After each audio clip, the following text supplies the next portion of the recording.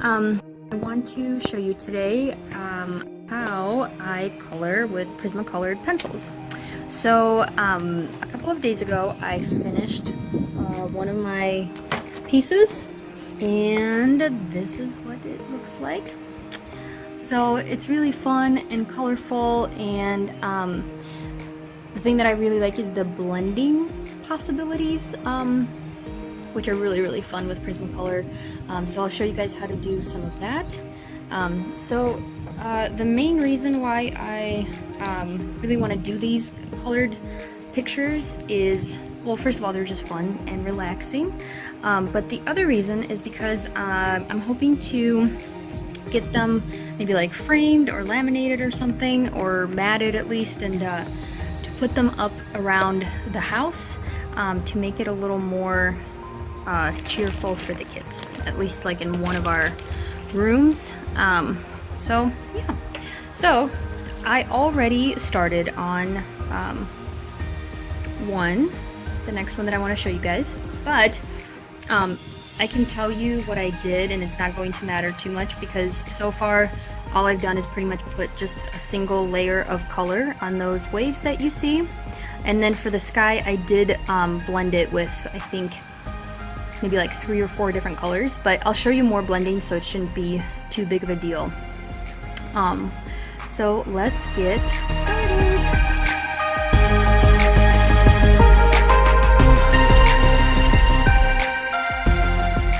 I will say this type of coloring really does take a lot of patience, but the good thing is you don't have to do it all at once. I think if you try to finish one of these in like one sitting, it can get weirdly stressful, and that's the last thing we want this to be. We want this to be fun. So right now what I am doing is I'm pretty much just putting one layer of color on each of these waves, and I was thinking to myself, I want to be a little spontaneous and make my sea a little more fun. So I'm going to introduce purple into this color scheme here, and we'll see how it turns out. And then I will let you guys know after I do one layer of color on the whole picture, then I will let you guys know how I start to layer colors and blend and build different like shades and whatnot.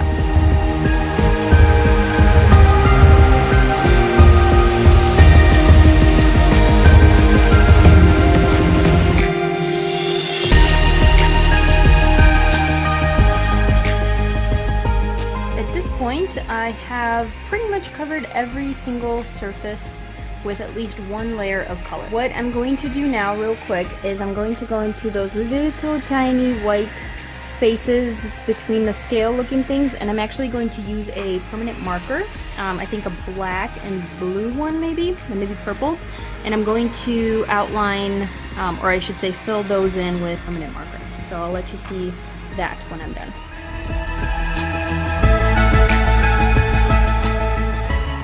Where I'm at right now, and as you can see, I just kind of went over with permanent marker and those little spots that look like scales, just to give it a little more pop and definition. And I will continue this later. I'm definitely not going to finish it all today, but I will let you guys know how this turns out, and I'll show you some more things in a little bit. Hi everybody, I am continuing my coloring page from yesterday, and we will just get right into it. Today my goal is to start putting on at least a second layer on these waves, and to start shading them and blending and just kind of making the colors really bright and vibrant and ready for the wall in our house. Alright, let's get going.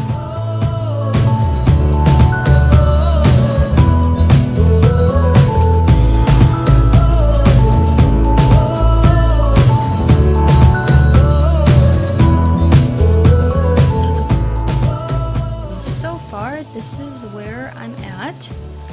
As you can see, I've done some shading on these waves, and the picture is really starting to look pretty good. I think that's all I'm going to do for today because the sun is getting very, very, very bright. And that's not a joke in Texas. So, I will probably continue this tomorrow.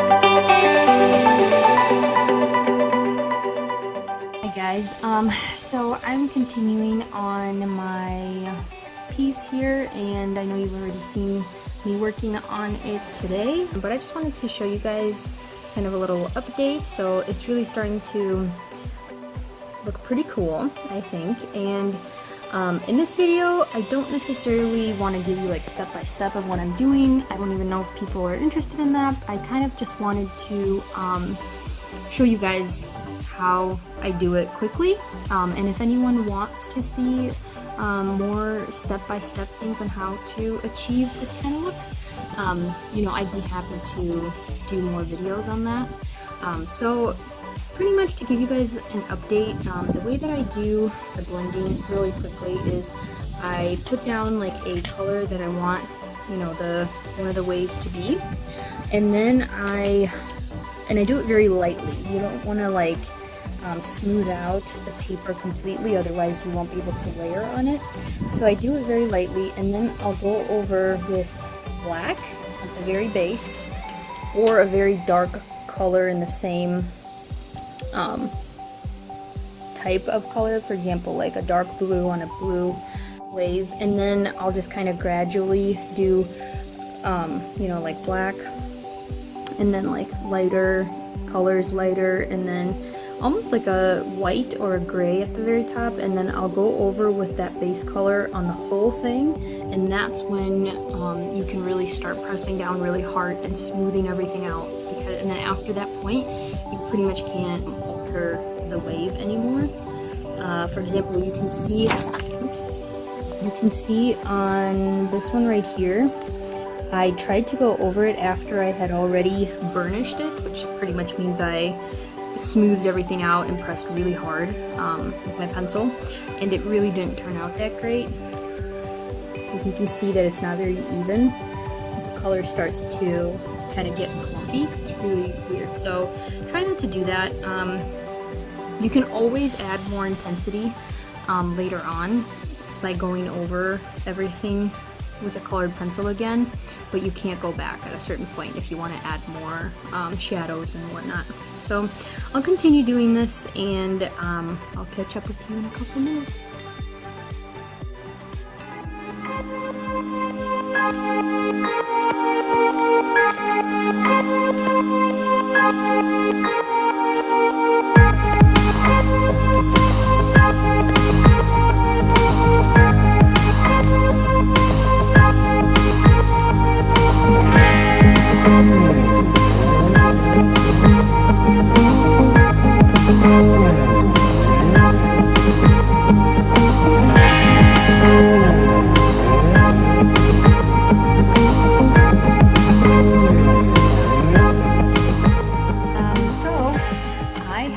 Completed my coloring page, and I'm really happy with it. It turned out really bright, and I love the purple in there. The last thing that I did is I went over all the lines pretty much with a black permanent marker, because the Prismacolors are so intense. They will go over the black lines and cover them and like just make it all blurry, and I wanted it to still be very crisp with all the different colors and all the different lines. So I'm really excited about it. Can't wait to get this matted at Hobby Lobby. And the best part about this is this is from a coloring book about Jesus, and I'm really excited to just have these kinds of pictures on the wall because it'll give me an opportunity to kind of tell stories from the Bible to the kids. For example, like this one is when the disciples were all in a boat and Jesus was with them and he fell asleep in the middle of a storm. That speaks a lot to me. I'm really also learning to, I guess, not get freaked out with life's storms, and it's a lifelong process. But I really love this story from the Gospel of John, so hope you guys liked it. This was really fun. It does take patience and a lot of time, but there's something so satisfying about having a completed art piece. The other thing I wanted to say about coloring books in general is I think for those of us who are artistic, I think sometimes we, I guess, kind of, I don't know if this speaks to anybody, but I kind of looked down on coloring books before because I always kind of wanted to just come up with my own stuff and draw everything from start to finish and, you know, make it all amazing. But as I got older and as I have less time, less free time on my hands, it's harder to do art. And I find that with these coloring books, it gives me just enough of a start that I'm not as intimidated as if I were to start my own piece. And yet it also gives me opportunity to be creative and do different things with this page that someone else would have done completely differently. You know, so for example, in this one, I've done a lot of blending and shading, and I think that's what makes it unique. So please don't hesitate to try this. It's really fun, and don't think that you can't be as creative just because something is already kind of drawn for you. So I hope you guys like this. Please comment, like, and subscribe to this channel to get more updates on future videos. Thank you. Bye.